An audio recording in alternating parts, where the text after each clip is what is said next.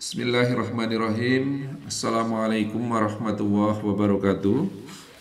Alhamdulillahirabbil alamin wassalatu wassalamu ala asrofil anbiya'i wal mursalin wa ala alihi wa ashabihi ajmain amma ba'du. Teman-teman, sahabat-sahabatku sekalian yang dirahmati Allah Subhanahu wa taala, alhamdulillah segala puji kita panjatkan kehadirat Allah Subhanahu wa taala atas segala karunia-Nya, atas segala nikmat-Nya. Hari ini kita berjumpa kembali. Kita akan belajar tentang bagaimana kita caranya menjaga hati, ya. Menjaga hati, ada beberapa tips dalam kita menjaga hati. Ya, insya Allah mungkin pada kesempatan ini kita akan sampaikan mungkin 4 atau 5 hal, ya. Karena menjaga hati itu penting. Rasulullah SAW di dalam sebuah hadis beliau pernah mengatakan, ketahuilah sesungguhnya pada setiap jasad ada segumpal atau sekerat daging. Ya, apabila dia baik, maka baiklah seluruh jasadnya. Apabila dia jelek, maka jelek semua anggota jasad. Ya, ketahuilah bahwa itu adalah hati. Ya, hadis riwayat Bukhari. Jadi hati itu memiliki satu peran penting di dalam tubuh kita. Hati yang hanya segumpal atau sekerat yang dikatakan tidak besar, ya, tetapi kalau hatinya baik maka seluruh jasad ini baik. Kalau hatinya jelek maka seluruh jasad ini menjadi jelek. Hati ini menjadi kunci, maka hati ini harus kita jaga, ya. Sampai Rasulullah SAW menuntunkan sebuah doa, ya muqallibal qulub sabbit qalbi ala dinik. Ya Allah yang membolak-balikkan hati, ya, tetapkanlah hatiku, kalbuku ini di dalam agamamu. Ya, karena hati itu kadang-kadang cepat banget berubah, ya. Kalau kita tidak bisa menjaga hati ini, nanti jasad pun ini akan katut-katut, ya. Banyak penyakit yang timbul karena rusaknya hati, karena orang tidak bisa menjaga hati. Perasaan sakit hati, ya, perasaan dengki, ya, cemas, ya, atau kebalikannya gembira, ya, dan sebagainya. Ini bermula dari hati, ya. Sehingga orang yang hatinya cemas misalnya, itu dia badannya nggak enak. Orang yang dengki, ya, badannya itu ya selalu nggak enak juga, ya. Beda dengan hatinya yang gembira, hatinya yang tidak pernah risau, maka enjoy ini berpengaruh kepada kondisi fisiknya, ya. Maka lihatlah bagaimana di dalam Islam itu mengajarkan bagaimana kita menjaga hati. Ada amalan-amalan, ya. Di antaranya yang pertama adalah berzikir kepada Allah Subhanahu wa taala, ya.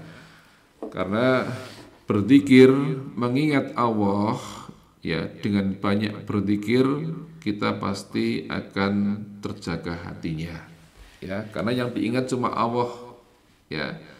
Kalau kita banyak mengingat manusia, ya, mengingat tetangga kita, tetangga kok seperti ini, ya, tetangga kok nggak enak bener ini kalimatnya, kalau bicara sering menyakitkan, kita akan capek, ya, hati kita seperti itu. Tapi kalau kita yang diingat Allah saja, ya, maka kita akan tenang, ya. Disebutkan di dalam surat Az-Zumar, ya, surat Az-Zumar itu surat yang ke-39 kita akan baca di Al-Quran, ya.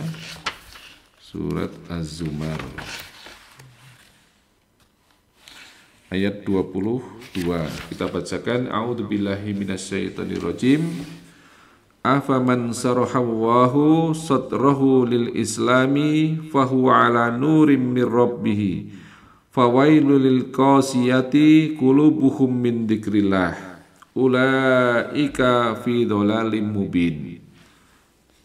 Maka apakah orang-orang yang dibukakan Allah hatinya untuk menerima agama Islam, lalu dia mendapat cahaya dari Rabb-nya, sama dengan orang yang keras hatinya, ya, maka kecelakaan besarlah mereka yang telah membatu hatinya dari mengingat Allah.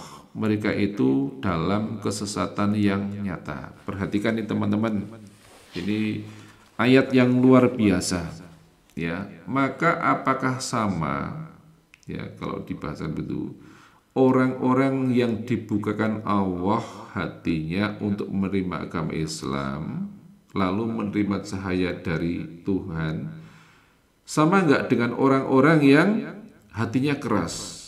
Pasti tidak sama, ya, pasti tidak sama. Jadi ini kaitannya dengan hidayah. Kita mohon hidayah kepada Allah agar hati kita ini dilembutkan, dibukakan hatinya oleh Allah, sehingga kita mudah menerima agama Islam ini, menerima kebenaran agama Islam ini, ya. Karena tidak sama keadaannya dengan orang-orang yang tidak mendapatkan hidayah, orang yang keras hatinya. Arab dikandani seperti apa, ya, mau diberitahu seperti apa susah, mau apa dibilangin dengan model seperti apa oleh siapa susah, ya. Orang yang lembut hatinya mendengar Al-Quran dibacakan saja, lantunan Al-Quran ketika didengarkan, itu dia dikatakan dalam Al-Quran bergetar hatinya, ya. Coba kalau orang yang keras hatinya dibacakan Al-Quran saja nggak ngefek, ya, apalagi dikandani, diberitahu, dibilangin, ya, susah, ya, pasti berbeda, ya. Maka dikatakan oleh Allah Subhanahu wa taala dalam ayat ini, ya, maka kecelakaan besarlah mereka yang telah membatu hatinya. Ya, coba teman-teman dicek keadaan kita.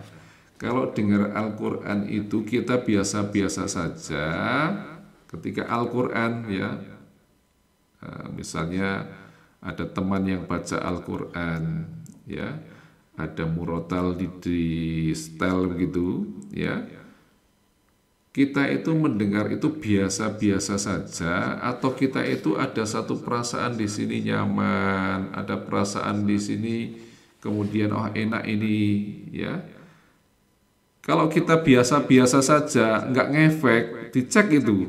Di sini Allah katakan kecelakaan besar mereka yang telah membatu hatinya dari mengingat Allah, ya. Mereka itu dalam kesesatan yang nyata, ya. Jadi Masya Allah, kita ini memang harus selalu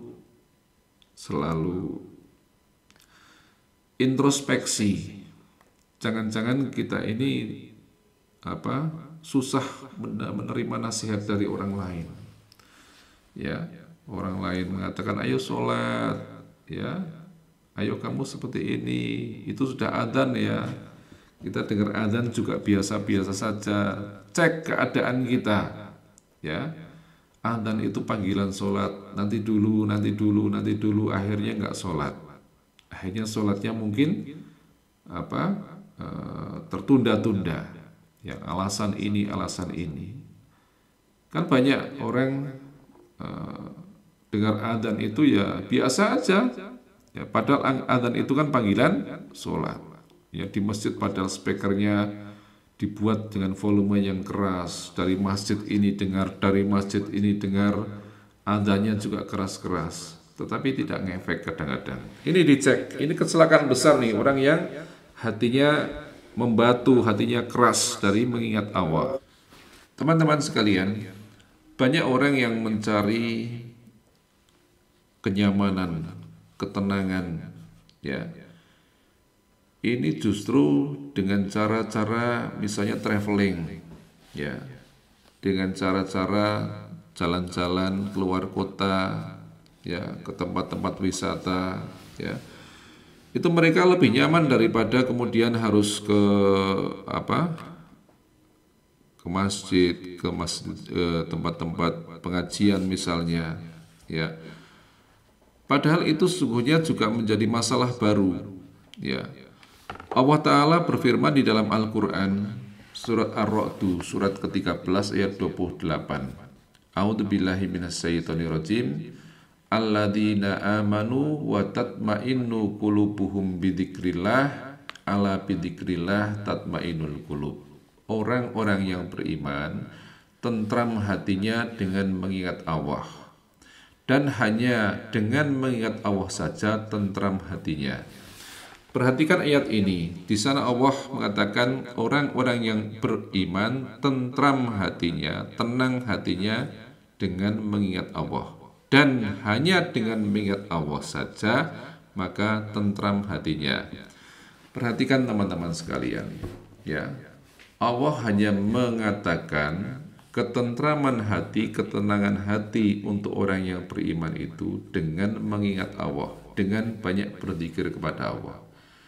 Tidak dengan cara yang lain, ya. Mau jalan-jalan, mau traveling, itu pasti akan menambah masalah baru nanti. Akan ada masalah di balik itu. Waduh, uangnya habis, aduh capek, ya.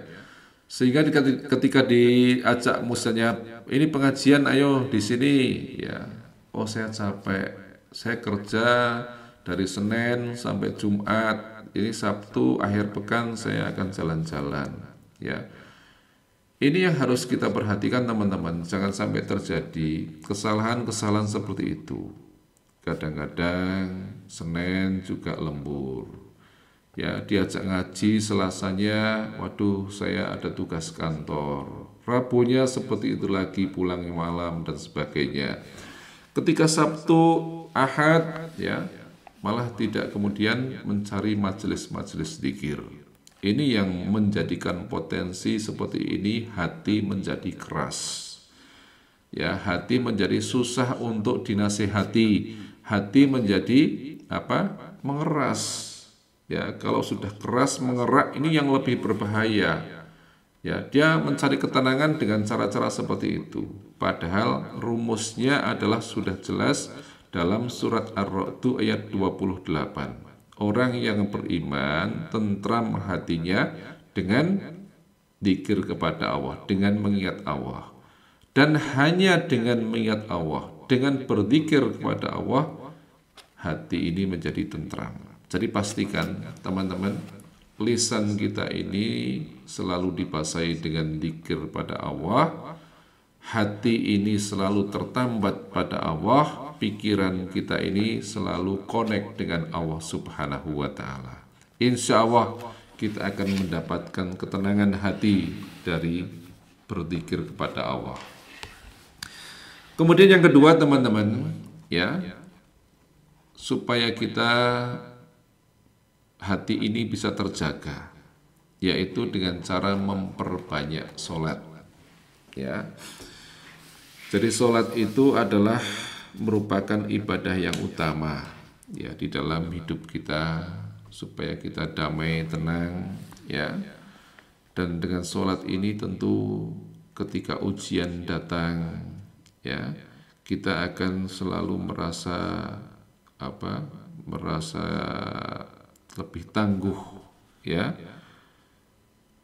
tidak gelisah, tidak cemas, ya, karena kita ini selalu connect dengan Allah, ya.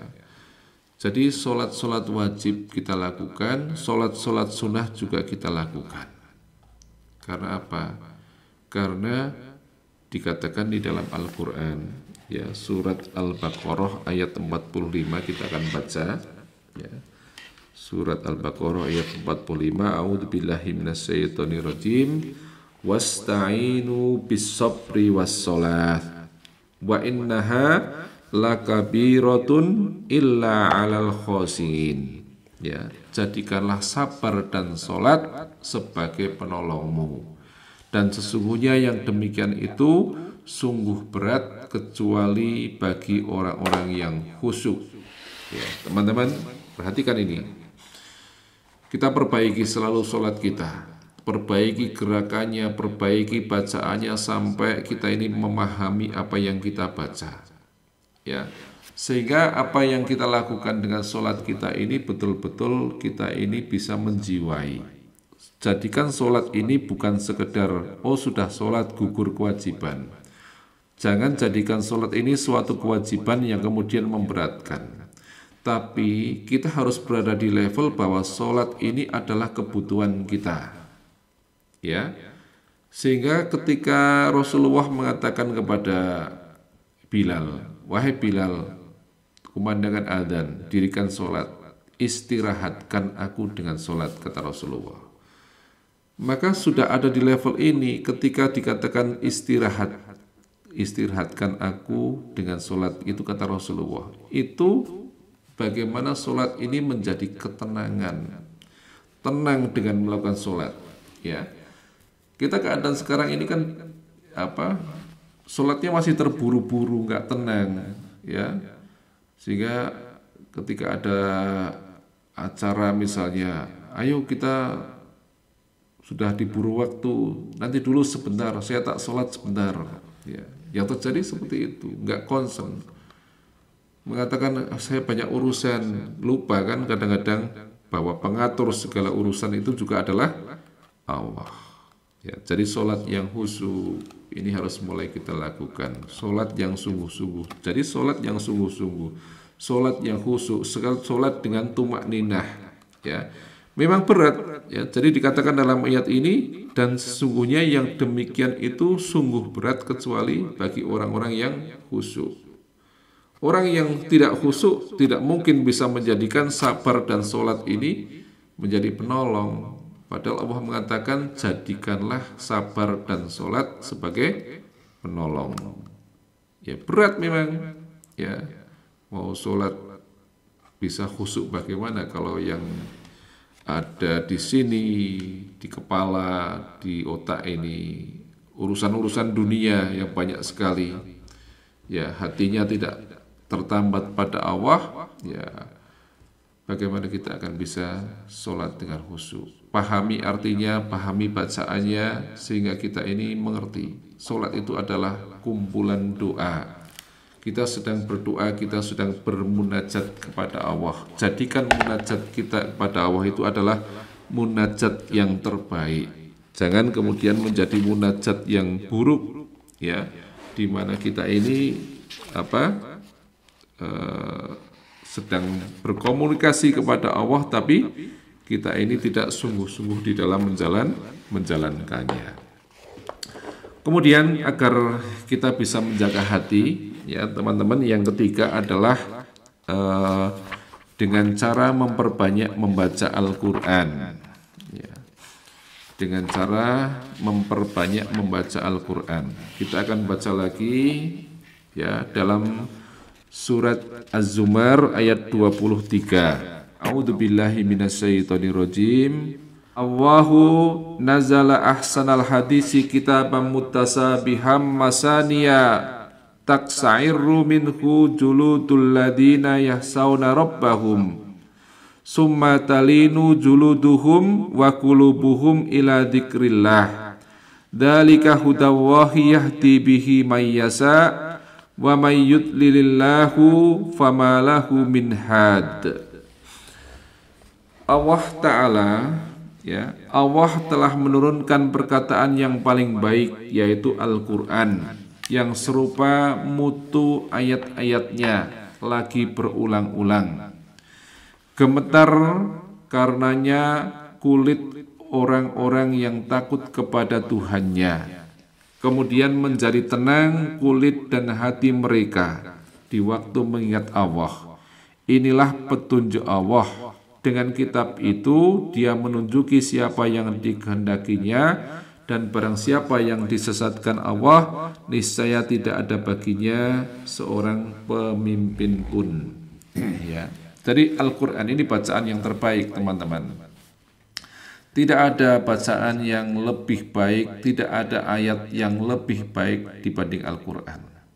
Dan Allah telah pernah menantang orang-orang kafir, ya, buat satu ayat yang semisal dengan Al-Quran. Tidak akan ada yang mungkin bisa membuatnya. Tidak ada orang yang bisa membuatnya. Ini luar biasa. Kalau kita baca berita, kita baca novel, kita baca berita, itu akan bosan. Tapi Al-Quran dibaca, semakin kita sering membaca, semakin ingin mengulang-ulanginya. Kita baca baru, Qul a'udzu birabbin nas, malikin nas, ilahin nas, min syarril waswasil khannas, alladzi yuwaswisu fi sudurin nas, minal jinnati wan nas. Coba perhatikan kalimat yang indah tersusun di sana. Siapa yang bisa membuat? Hanya Allah Subhanahu wa Ta'ala. Ini luar biasa. Kita akan mendapatkan ketenangan ketika kita bisa memahami Al-Quran dari sisi bacaannya, tata letaknya. Ar-Rahman 'allamal Qur'an, khalaqal insan, 'allamahul bayan. Luar biasa, Masya Allah, tertata rapi. Semua ayat-ayat di dalam Al-Quran itu kalau kita bisa paham, membaca dengan enak, dengan benar, maka itu akan menjadikan kita tenang hatinya. Jangan salah teman-teman, ya, kita beli novel, baca novel, ya, bahkan di HP aja sekarang di Android kita, ya, ada novel. Bagaimana hati kita menjadi tenang bacaan-bacaan yang seperti itu, ya, kembali kepada Al-Quran. Bahkan, ya, tidak sekedar mendapatkan ketenangan ketika membaca Al-Quran, tapi mendapatkan pahala. Ya, loh, saya belum bisa baca Al-Quran, pahalanya double, ya, pahalanya double, pahala yang terbata-bata membacanya itu juga dihitung pahala. Allah sampai katakan, ya, Alif Lam Mim. Rasulullah SAW juga mengatakan, ya, Alif Lam Mim itu bukan satu huruf, tapi alif itu satu huruf, lam itu satu huruf, mim itu satu huruf. Setiap huruf itu akan dibalas dengan 10 kebaikan. Coba perhatikan berapa pahala yang kita dapatkan, kebaikan yang kita dapatkan ketika kita membaca satu halaman Al-Quran. Ini luar biasa, teman-teman. Jadi ayo kita perbanyak membaca Al-Quran, ya, yang dengannya hati kita akan menjadi tenang, ya. Insya Allah, ya, kalau kita sering-sering baca Al-Quran, hati kita akan menjadi tenang.